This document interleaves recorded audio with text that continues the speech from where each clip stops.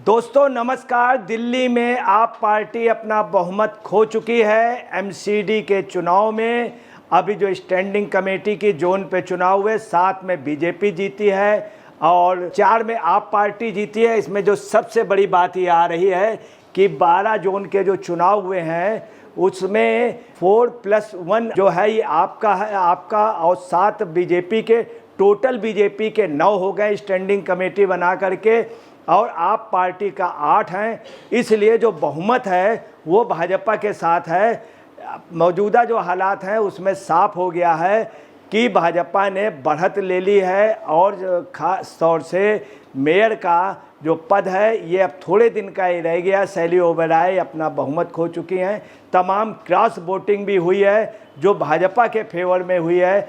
आगे की जो स्थितियां हैं एमसीडी पे तो साफ जाहिर हो रहा है कि भाजपा आगे और बढ़त बनाएगी। तमाम सभासद भाजपा की ओर अब मुड़ रहे हैं और वो दिन दूर नहीं है जब इस सदन में अभी तक एमसीडी में आप नहीं हार रही थी, अब सदन में आप पार्टी हर रेजोल्यूशन में हर एक उसमें लाने पे प्रस्ताव पे आप पार्टी की हार होगी। अब केजरीवाल के लिए बहुत बड़ा झटका है चूँकि अभी के इलेक्शंस में इसके बाद अभी कोई भी प्रस्ताव में इनका ग्रुप काफ़ी पीछे होता चला जाएगा।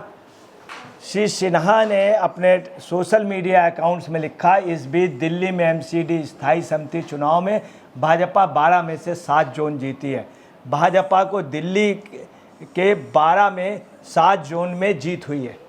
अब देखिए जीते जोन में जो लोग जीते हैं उनकी आप फोटो देखें, कितना हर्षोल्लास के साथ उनका स्वागत हो रहा है। एमसीडी चुनाव आपके 5 के मुकाबले 7 जोन होने से भाजपा को बढ़त कड़े मुकाबले वाले इस चुनाव में अंततः चुनाव संपन्न होने से पहले कई राजनीतिक दांव-पेच, अदालती हस्तक्षेप और आपकी जिद नौकरशाही बाधाओं का सामना करना पड़ा है। सबसे बड़ी बात ये रही कि कांग्रेस और आप पार्टी ने मिल करके ये चुनाव लड़ा था, तब इतनी बुरी तरीके से हार हुई और कांग्रेस के गढ़ पे हुई। इनके जो 5 जो जीते हैं उसमें 5 में कांग्रेस का समर्थन था और एक जो 5 में से अगर देखा जाए तो आपके एक्चुअल में 4 हैं, परंतु एक कांग्रेस समर्थित है जो कांग्रेस और आप दोनों पार्टियों में रहे हैं वो भी जीते हैं। इसलिए आपकी जो है वो 5 जो है उनके जीते हुए स्टैंडिंग कमेटी के मेंबर माने जाएंगे। मेयर शैली ओबेरॉय द्वारा रात 9 बजे पीठासीन अधिकारी की नियुक्त करने पर इनकार करने के बाद से ही चुनाव पर अनिश्चितता बनी हुई थी। आपको बता दें परसों राष्ट्रपति ने जब अपनी अधिसूचना जारी की, ऑर्डर किया, तो शैली ओबेरॉय ने राष्ट्रपति के ऑर्डर को मानने से इनकार कर दिया। उन्होंने कहा कि पीठासीन अधिकारी या जो बोर्डों का जो अधिकार है वो एलजी के पास होंगे। उसके बावजूद भी एलजी ने पीठासीन अधिकारी नियुक्त करके दिए भी तो इनकार कर दिया। उन्होंने कहा कि चुनाव ही मैं नहीं कराऊंगी। ताजुब यह है कि एलजी की पोस्ट बड़ी है, मेयर बहुत छोटा है, राष्ट्रपति सुप्रीम होते हैं, उनके आदेश को इनको मानना पड़ेगा, परंतु इनकी जिद थी, इन्होंने मना कर दिया। कमिश्नर को लिखे पत्र में उन्होंने लिखा कि उनकी अंतरात्मा उन्हें अलोकतांत्रिक चुनाव प्रक्रिया में भाग लेने की अनुमति नहीं देती है क्योंकि उनका मानना है कि नामांकन दाखिल करने के लिए दिया गया समय अपर्याप्त। ताज्जुब की बात ये देखिए, चुनाव पहले से डिसाइड था कल का और परसों उनको जब लेटर दिया गया तो उन्होंने मना कर दिया और कहने लगे अभी हम चुनाव कराने। उसमें साफ है कि हार से अपने बचाव कर रही थी। ये जानती थी कि हमारा पतन जल्दी है, प्रदेश सरकार का भी पतन जल्दी है और एमसीडी में, इसीलिए चुनाव नहीं, जबकि डेट डिसाइड हो गई थी उसके बावजूद भी कल इन्होंने और परसों रोड़े अटकाने की कोशिश की। शैली ओबेरॉय ने एमसीडी कमिश्नर अश्विनी कुमार को नामांकन दाखिल करने के लिए कम से कम 1 सप्ताह का समय देकर चुनाव प्रक्रिया को फिर से शुरू करने का निर्देश दिया।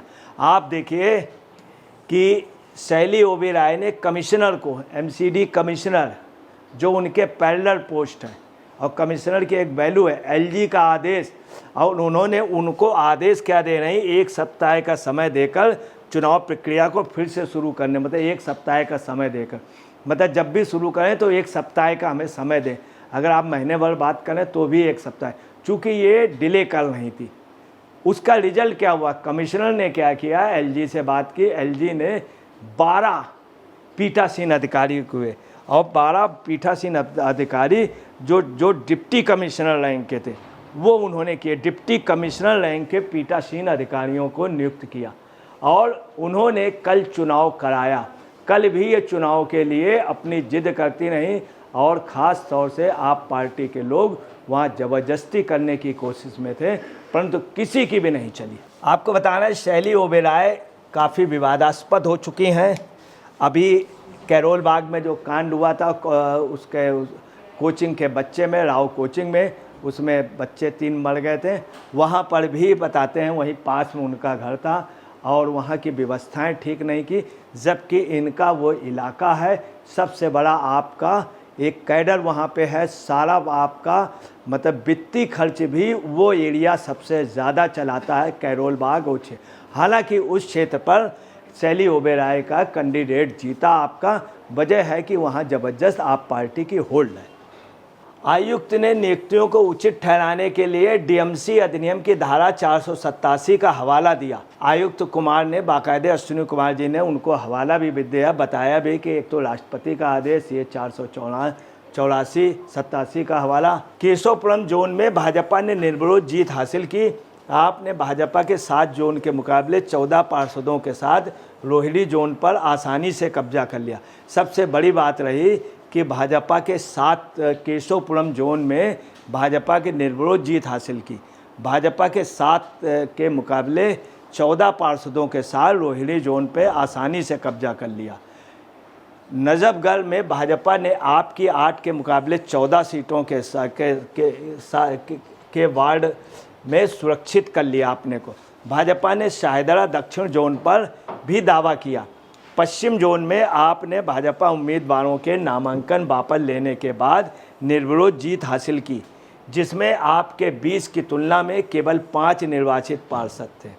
आप समझ लीजिए, जिसमें आप में 20 की तुलना में केवल 5 निर्वाचित सांसद थे, वहाँ पर भी भाजपा ने जीत हासिल की। अब जो सबसे बड़ी बात है, केशवपुरम जोन जो है ये कांग्रेस का गढ़ है और कांग्रेस का गढ़ है। यहाँ से कांग्रेस के वो थे, उन्होंने अपने कैंडिडेट भी लड़ाए थे। बाद में आप पार्टी से इनका समझौता हुआ और आप पार्टी के लिए इन्होंने सीट छोड़ दी और यहाँ पे इनकी हार बहुत बड़ी हार मानी जा रही है कि ये हार कांग्रेस की, और ख़ास तौर से आप पार्टी के 17 मेंबर थे और केशवपुरम जैसे एरिए पे इतनी बड़ी हार, 17 मेंबर जिसमें 12 उसमें जिसमें 4 कांग्रेस के, 1 इंडिपेंडेंट और 12 आप पार्टी के, 17, मगर भाजपा को जो मिले हैं 19 मिले हैं, 18 जगह 19 मिले और भाजपा जीती। क्रॉस वोटिंग जम करके हुई है और यही नहीं, सिविल लाइन जोन पे भी यही पोजीशन रही कि सिविल लाइन पे बीजेपी की स्थिति वहाँ काफ़ी मजबूत रही, जबकि बीजेपी के 6 थे, 4 उनको एल्डर मैंस मिले और 1 इंडिपेंडेंट मिला, तो कुल मिला के बीजेपी वहाँ 15 उसमें हो गई। अब मेन बात आ रही है आप शहरावद वाली सीट, शहरावद जो सांसद बन गई, उस सीट का भी चुनाव नहीं हुआ। अब उस सीट का चुनाव ना होने से बीजेपी बहुमत में, बीजेपी के 9 हैं और इनके जो है टोटल जो स्टैंडिंग कमेटी के और जोन के मिला देंगे तो आपके 8 हैं। इन केस मान लीजिए शहरावत वाला जब चुनाव अभी नहीं होना, बाद में कभी होता, अगर जीत जाते तो 9-9 की पोजीशन होगी। अगर उसमें मतदान होगा तो मतदान में मान लीजिए 9-9 तो लॉटरी से डिसाइड होगा, परंतु ये भी संभावना कि उनके 1-2 जो जोन के कमेटी के सदस्य हैं वो जल्दी भाजपा में चले जाएंगे समय देख करके, क्योंकि आपकी पार्टी का ग्राफ गिर रहा है। आप देखिए जीते हुए सभासद हैं सब। अब कुल मिला करके जो स्थितियां हैं आगे का वो जो है, इसमें निश्चित है कि भाजपा बहुमत में। अब प्रस्ताव पेश किए जाएंगे, भाजपा की लगातार जीत होगी। इसमें भी आपको बताना है कि आपके जीते हुए कैंडिडेट्स में कुछ लोग कुछ समय तक रहेंगे, चूँकि नियुक्तियों का अधिकार जो है वो चला गया है अब एलजी के पास। और एलजी जो अब एलजी के यहाँ एक बात और रही कि आपने जिस तरह से हटदर्मी की और जिस तरह से शैली ओबेरॉय हमेशा अपनी चला रही थी, ऑर्डर कर रही थी हर चीज़ में, पीठासीन अधिकारी, कमिश्नर को, एलजी को, अब शायद उनकी हठधर्मी और उनके आदेश अब उतने दृढ़ता से नहीं किए जाएंगे जिस तरह से आप पार्टी के मंत्री कर रहे थे। कुल मिलाकर के ये एक हार की शुरुआत हो गई है और आप पार्टी के ताज का, तख्त का एक पावा जो है वो बिल्कुल टूट चुका है। दोस्तों नमस्कार, मैं अजय पत्रकार।